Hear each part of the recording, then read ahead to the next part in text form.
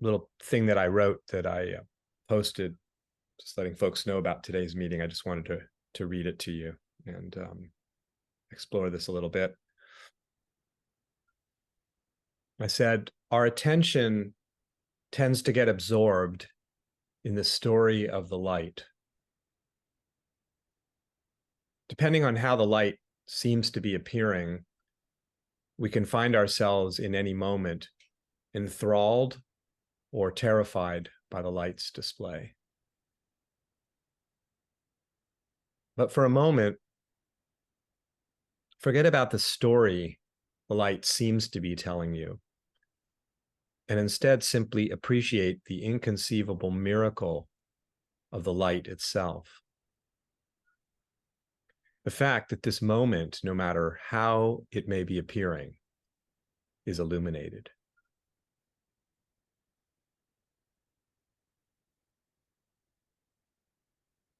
Just going to read that again. Our attention tends to get absorbed in the story of the light. Our emphasis is typically on how this seems to be, how it seems to be appearing. It's very understandable. Essentially, how it's being encountered, the sense we have it, the sense we're making of what it is. You could say the interpretation of what's being perceived. And then I say, depending on how the light seems to be appearing, what it seems to be, we can find ourselves in any moment enthralled or terrified, many other things, right? Excited, frustrated, confused, overjoyed, all these different responses we could have to the light's display. But for a moment, forget about the story the light seems to be telling you, and instead simply appreciate the inconceivable miracle of the light itself. The fact that this moment, no matter how it may be appearing, is illuminated.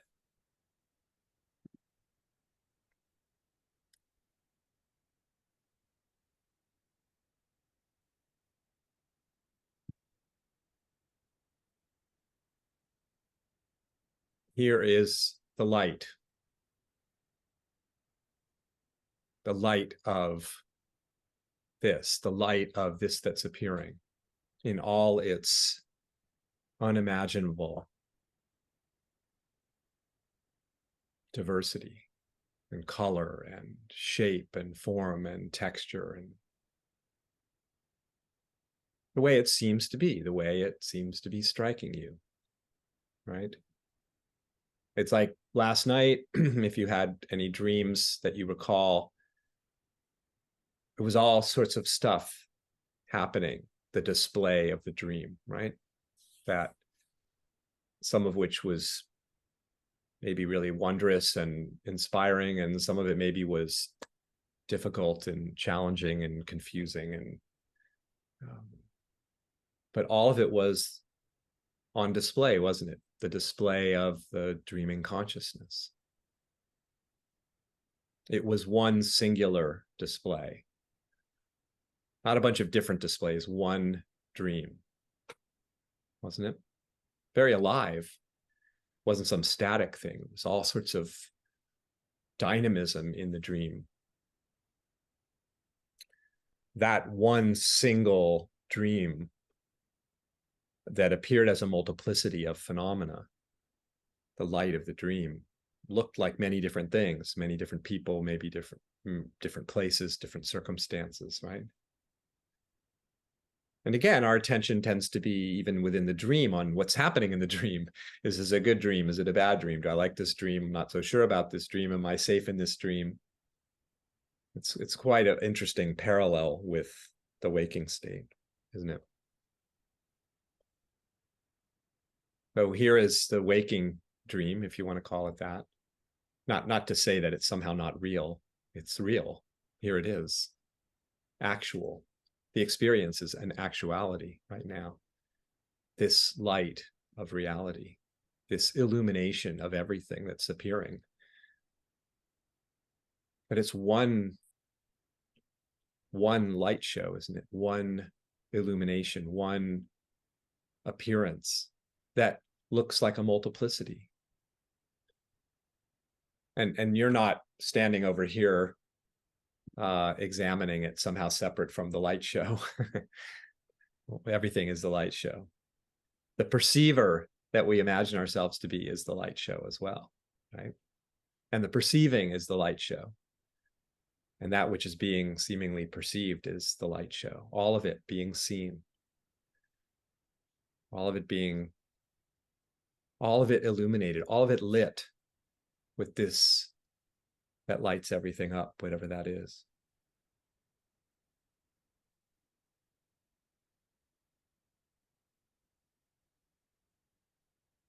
This light show, this that's appearing, that is so illuminated, right? Without our trying to make it be seen, it is being seen effortlessly, isn't it? Everything's showing up, everything's appearing effortlessly. No effort needed for this illumination of knowing, of perceiving to be here. It's just here effortlessly.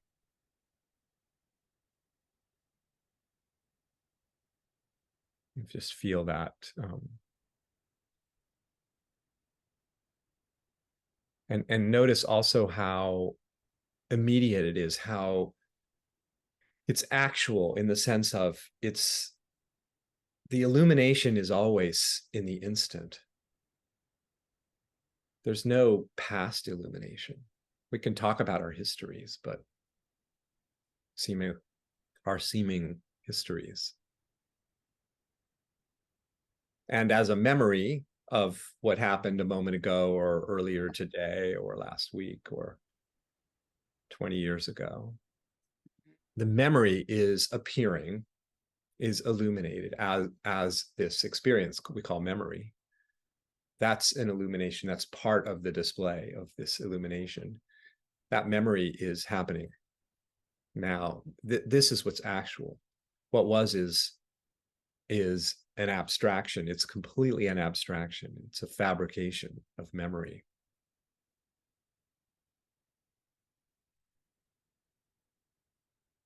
As is the so-called future. The illumination doesn't happen at some later time point. It's all happening in this immediate, actual now. There's no,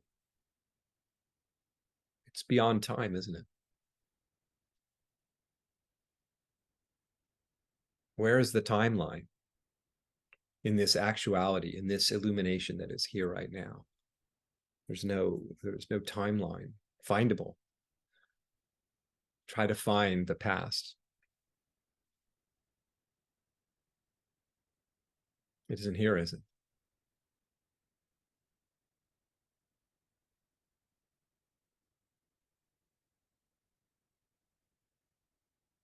And in this sense, the whole story of us, where is that?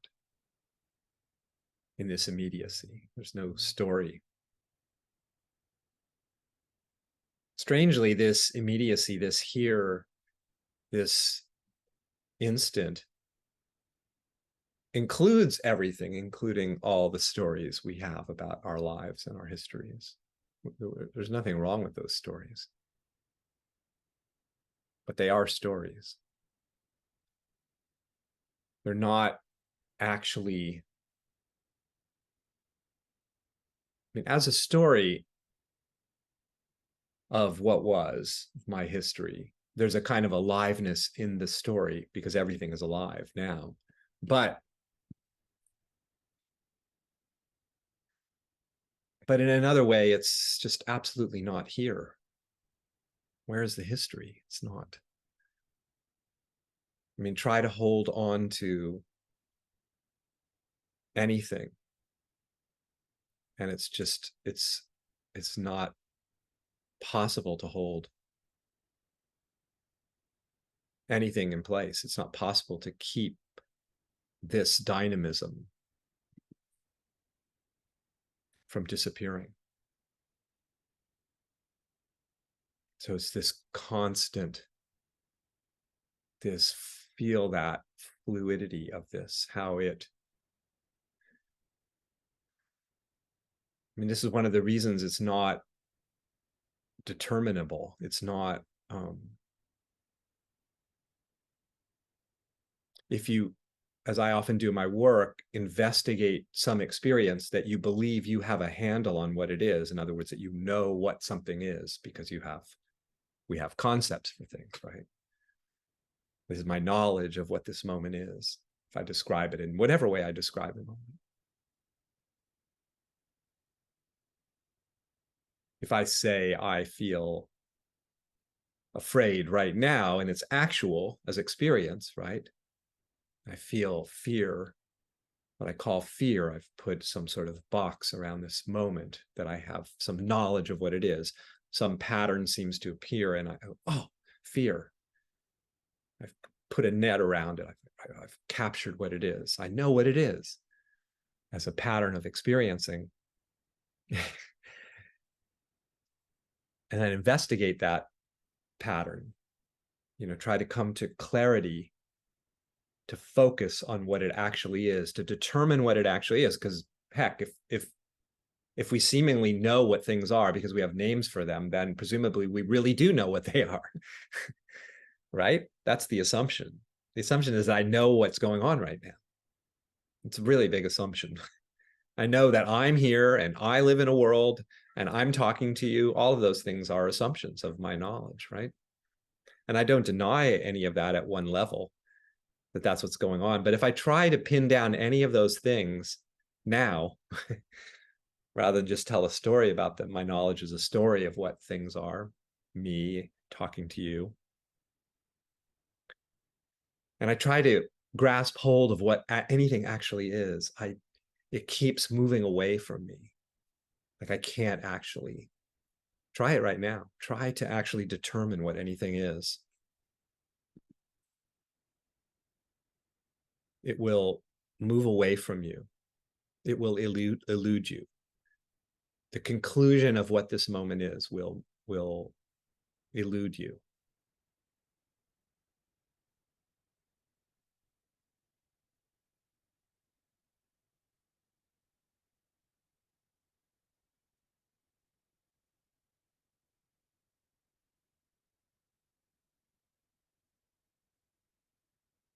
It's like, some sea creature, that's very slippery, and you grasp hold of it and it just slips right out of your hands and it's off, away, gone.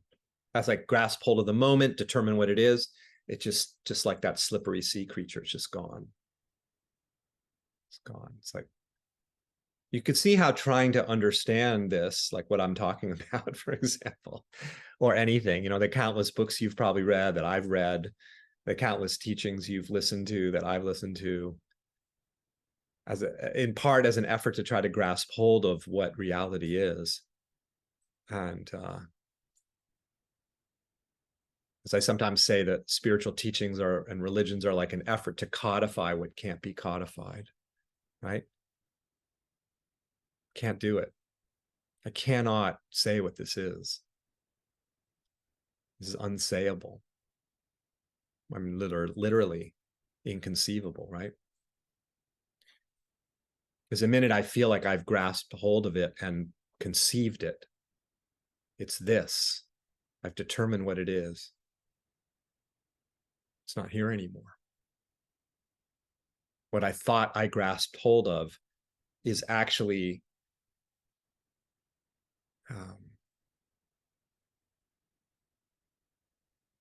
it's so quick. The transformation is so instantaneous that it's turned into something like my thought can't catch up with its dynamism. Nothing can catch up with the dynamism. It's not like something appears and then, oh, now I'm going to try to grasp hold of it, and watch me try to grasp hold of it and then watch it slip away. It's like way faster than that, right? It's amazing. In a very real sense, we've explored this before, just to say it again, because it bears repeating, particularly given how we assume otherwise most of the time, that um, in a very real sense, it's as if it's never here. That's how fast it slips away. Seems like it's here and I can pin it down. There it is. I see the pattern. I recognize the pattern of this moment. But right there, I've told a story about something that I can't tell a story about.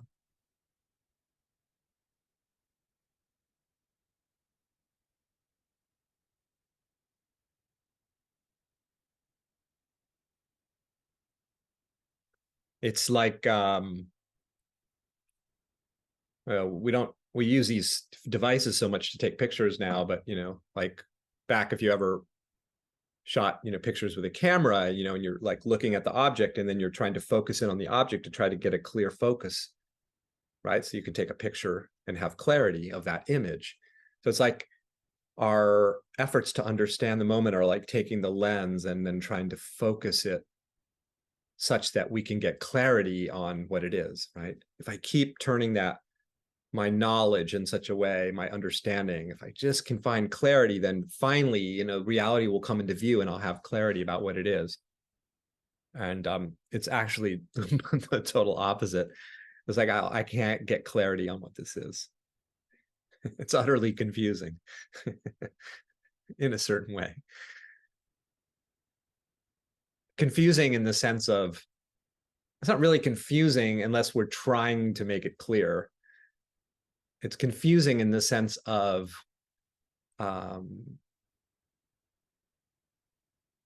can't get clear resolution on it because of its dynamism, right?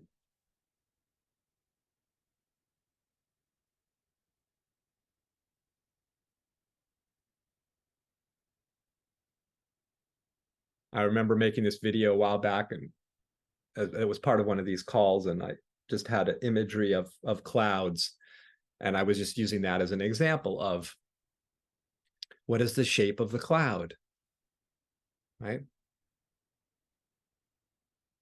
You can't determine the shape of the cloud, can you? Because it doesn't have a shape, because it's moving. That's what the moment feels like, doesn't it? Can you determine the shape of the moment, what it is? The shape of you, the shape of anything, of any person, place, or thing, or circumstance, or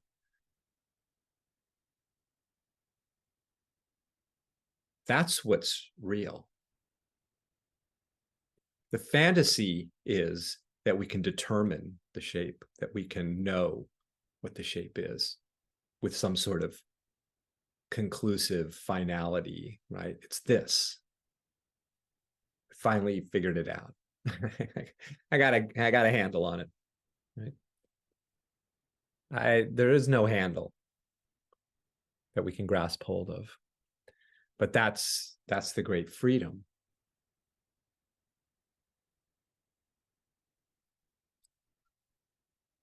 Why do we need to know what this is?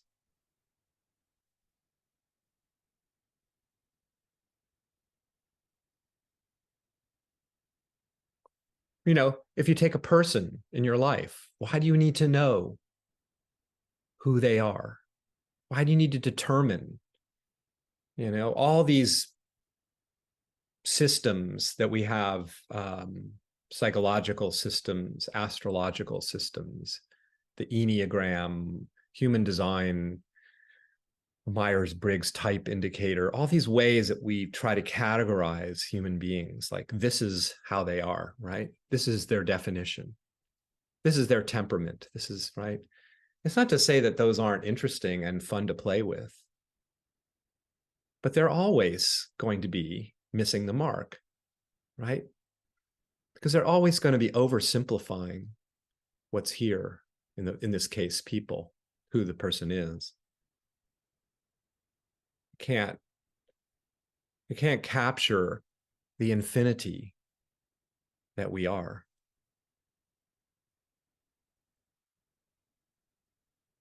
The multiplicity that we are. The subtlety and nuance that everything it seems to consist of.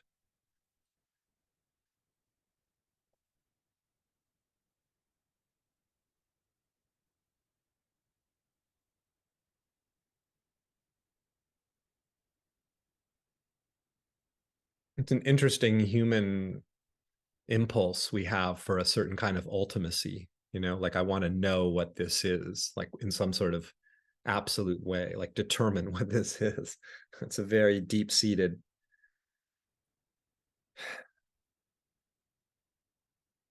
aspiration for the human.